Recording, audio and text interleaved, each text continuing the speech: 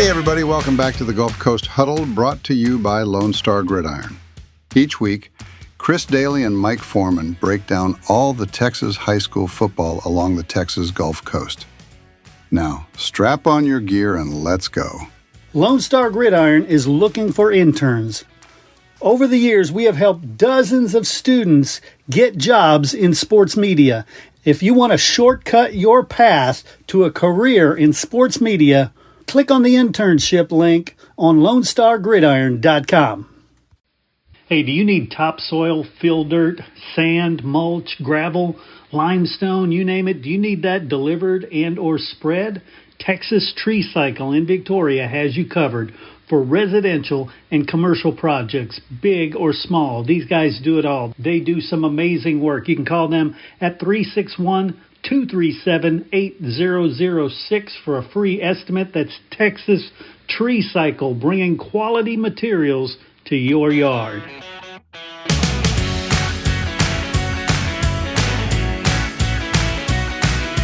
All right, everybody join me in welcoming Mike Foreman to the show. Mike, how are things? Going okay, Chris. Coming down to the wire here. Yep, it really is. There's a lot of district championships up for grabs around the state, but even more, those third through fifth place spots. There's a lot of battles there. Yeah, there is. There's a lot of seeding stuff going on, and that will be determined in these last games. Yeah, and since you were at El Matone yesterday, I'm assuming that's the game you'll be checking out this week. Right, Tidehaven and East Bernard, both of them undefeated in district. It seems to be this way the last few years. Those two always seem to be playing for the district title. I think Tidehaven has won I believe it's the last two or three. And before that, East Bernard had won 5 straight. So, of course, Tidehaven's number one, but East Bernard has been kind of cruising through the district. Yeah. They're scoring a lot of points. It's a totally different East Bernard than, the kind that people are probably used to, which, for all those years they ran the slot T. Well, now they're spread, and they were telling me at Tidehaven that there's times where East Bernard will throw, 10 straight passes. So they get in that shotgun, and they'll fling the ball around. Yeah, definitely. And we were talking a little bit before we went on the air. There's not a lot of local teams for whom this last game is a huge deal, right? I mean, it's just stay healthy if they're already in, or have a good last game if they're out. Yeah, well, there is some seeding going on, though. Yeah. Even though there's not, like, for instance, you look at Cuero. It's almost, it needs to beat Rockport. Robstown, which it should do.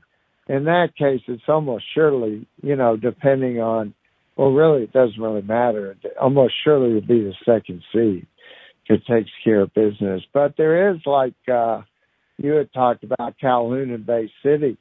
Yeah.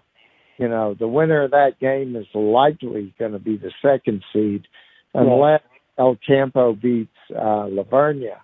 Then you have a 3-way tie, although Lavernia has the tiebreaker over those two teams. Yes, yeah, definitely. Yeah, so basically you're playing for second and third there, which is interesting because last year it was kind of similar, although Bay City winning won the title outright. Mm-hmm. And Calhoun was trying to create a tie, for the district title. But, right. So I think from what I understand, though, second and third, I think you're still in the side of the bracket with Davenport and LBJ, I think.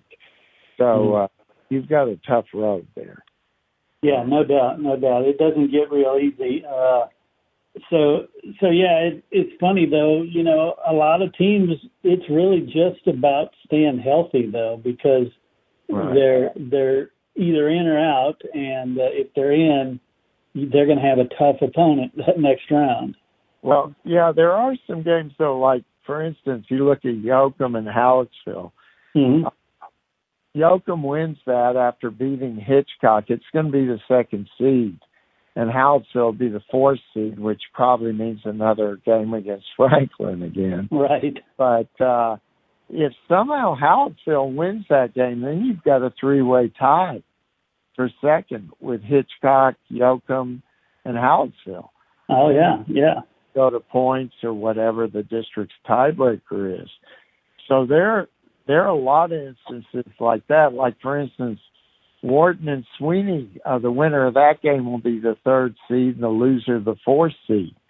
Mm-hmm. And also Cotulla and Card City's like that, you know, where the winner is third and fourth. And, you know, what's really kind of interesting, maybe the one of the most interesting is Ganato's district, because Ganato, they've already wrapped up the top seed. But Right. Kennedy and Weimer play, and if Weimer wins, then it's pretty much set. But if Kennedy could beat Weimer, they would tie for second, and Kennedy would obviously have the second seed. Yeah. And the thing is, though, even Flatonia has to go to Schulenburg. If Flatonia could beat Schulenburg, it would get in as the fourth seed. Yeah. Because it would tie Schulenburg, and it'd have the head-to-head. So that district's still very much alive, and obviously in that district you want to avoid the fourth seed because the fourth seed gets Refugio. Yeah, exactly. Yeah. So, but you know, that's why I think, to see for Kennedy, if Weimer beats Kennedy and Schulenburg beats Flatonia, then Kennedy's the fourth seed. Mm-hmm. If Kennedy could win, it could be the second seed, and that's a huge difference because the second seed in that district is likely to play Freer. So, you know, if you had to choose between Freer and Refugio, I think obviously you'd rather play Freer. So yeah, definitely. Although, you know, if somebody's going to surprise Refugio, that would be the time to do it. Yeah, really. And then you have Yoakum and Yorktown and Shiner, right? Which Yorktown just has the one loss to Fall City. If they somehow were able to upset Shiner, you could have a three-way tie there between Fall City, Shiner, and Yorktown. And I'll tell you the truth there, Fall City would have the points because they only lost to Shiner by 7. Mm-hmm.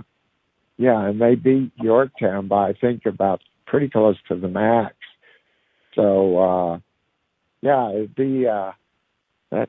You know, I expect Shiner to take care of business, though. But that's what we're looking at kind of this last week. I mean, a lot of your teams, like you mentioned, like Ganado, Refugio, teams that have already clinched the title. I think, you know, obviously they're trying to avoid injuries going into the playoffs. And, you know, there is another possibility that I'm sure Edna and Goliad will be watching. You know, Orange Grove plays London. And, you know, if somehow London could upset Orange Grove, that's going to affect the seeding for both Edna and Goliad. Right. So, and then we didn't even mention your school, Industrial and Brazos, playing for third place. That's true. Yeah. Yeah. So you have right there. So there's some games at stake. It's just weird that really Tidehaven and East Bernard is the only one where the district title is at stake. Right. Yeah. So, But yeah, there should be some good games. This week. Of course, I'll tell you this. I already know. I've talked to some coaches. There's going to be games on Thursday night next week. Mm-hmm. Because obviously you have the problem you always have that first week is getting stadiums. Right. So, yeah, and don't get me started again on why Victoria should upgrade that stadium. Yeah, right. I don't want to get stuck on that either. But I'll tell you this: Victoria West goes to Veterans Memorial on Friday. And West wins their third seed, but that means they'll have a first-round playoff game on the road. Yeah. So that's probably going to happen. And also, it's kind of interesting. St. Joseph is playing at Memorial because there are no games here on Friday. Mm-hmm. But St. Joseph plays San Antonio Christian. And if St. Joseph wins, then they have a three-way tie for the district championship between them and San Antonio Christian and Brownsville St. Joseph. So basically, St. Joseph is looking at either three-way tie for first or third place. Right. Yeah, so it's just, it's crazy. Of course, a lot of that's because, you have those small districts. I mean, St. Joseph is in a 4-team district. Mm-hmm. Woodsboro, which in Woodsboro's case, it means it knows it's going to be in the playoffs. Yeah. It's just a matter of where. And, that you in the 4th seed in that district probably gets to play Shiner. So, it's trying to avoid those kind of matchups.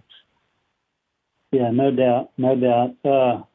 I tell you, like you said, there's not a lot of super exciting district championships, but a lot of good games still. So I'm looking forward because, I really think it'll come down to, look, if we have 2 or 3 of these upsets happen, then everything gets shaken up in terms of who's playing who.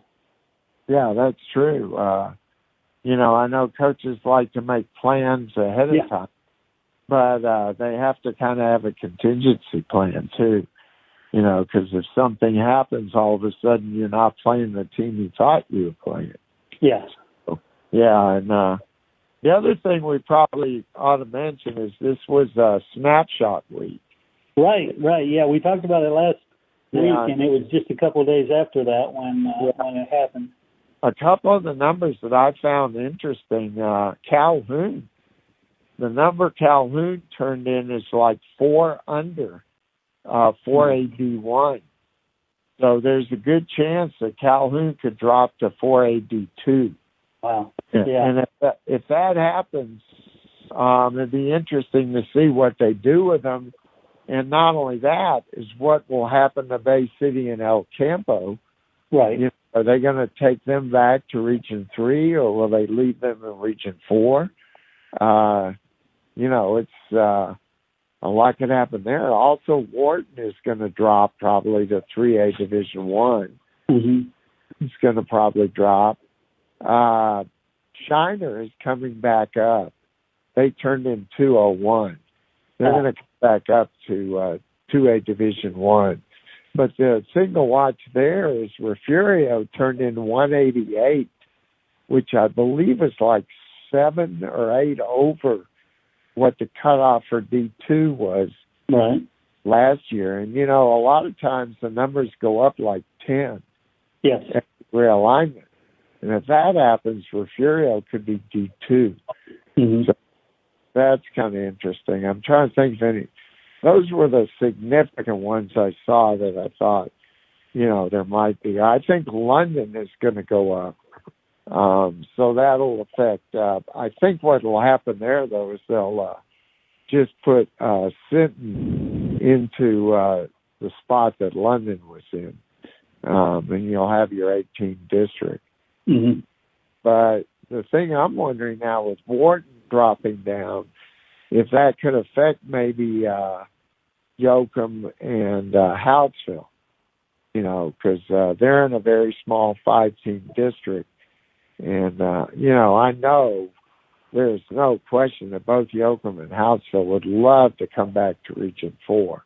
Yeah, definitely. Yeah, but we'll see. So, this we always speculate about this, but obviously we won't know anything till February. Right, because that's really when we figure out where the breaks are. And it's going to be fun. I know it is every year, and regardless, or say every 2 years, regardless of how they reshape the districts, somebody's going to be upset. They should have been here, should have been there, but I don't know if you've ever been there at the UIL when they do that, but it's an all-day deal, and it's fun to watch because it's tough. I mean, they're stretching rubber bands across, thumbnails, and it's pretty fun. Yeah, there's no question. I always usually go to Region 3, when the coaches pick up the packet. And I actually, last year, for the first time, actually went to an appeal, which was in Round Rock, because West appealed. And that was interesting, too. That's the first time I'd ever been to an appeal. But I think West and East could get shaken up again because you look at all depends on what happens with the CCISD schools. Right. If some of them start dropping the 4A, then that's going to affect, I think it could affect Victoria West, which will stay D2. East is going to stay D1 from the numbers I got from them. Yeah. But it's going to be real interesting, to speculate. And here's the thing I noticed about this year, just looking at the numbers. It seems like the smaller schools have dropped. The numbers have all dropped, whereas the bigger urban schools have increased. Yeah. I'm not sure why the reason is that people leaving small towns. Maybe. Yeah, that's exactly what it is. The small town is disappearing, and everybody's going to the bigger cities. Yeah, and that means all those expansion teams in suburbs are just exploding. Yeah, you're right. And now I'm wondering if do you think the UIL could actually, in the lower classifications, actually drop the numbers? I mean, that hasn't happened, and I can't remember when. Yeah. I mean, every realignment I remember, it had gone up. Mm-hmm. And that would shock me if they went down. Well, they might if it's happening statewide like it is around here. And so, they just might. The only thing I noticed, too, and which is tough, is you look at like 4A, I think it's D2, there's like a 400 student difference from the smallest to the largest, and that's a large number. Yeah. Because, that means that the higher end of 4A, D2, like what Calhoun will probably be, is, you look down at the lower end, where I guess, I don't know, Cuero's there or whoever. But, as we know, numbers matter in football. If you can get an extra 5 or 10 kids out, that's all the difference in the world. So we'll see, though. It's all speculation between here and February. No doubt. Well, cool, Mike. Thanks again for another great evening of conversation about football. And next week we'll be talking about playoff picture, which is going to be fun. Yeah, it is going to be fun. Are you planning to go to a game this week or not? I am not sure yet. I'm still trying to decide that. I know I'm very much last minute. I just got back from San Antonio just 20 minutes ago. So I hadn't really even looked at it yet, but I will figure it out. Yeah, okay. All right. Well, and I hope the book sales are going well. Yeah, they're doing real well. Thank you. That's good. I know. I think. I guess this week Ganado is they're at home against Danbury, so maybe and get out there and sell some more books. There you go. I'll let Clint. Well, Clint, I'm sure will be there, but maybe I'll tell him to bring some books. Yeah. Okay. Yeah. Well, okay, Chris. Well, I look forward to talking to you before the playoffs then. Sounds good. Take care. All right. See ya.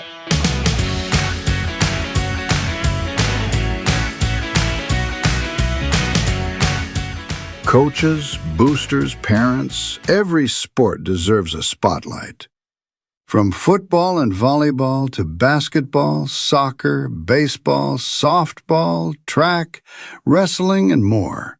Give your athletes a weekly coaches show that builds pride and raises funds. Lone Star Podcast Network makes it turnkey. You talk for a few minutes. We handle production and distribution. Sponsors love it. Families share it. And your program benefits. Get the free information kit at lonestarpodcast.com/coaches. That's lonestarpodcast.com/coaches. Your team, your sport, your show.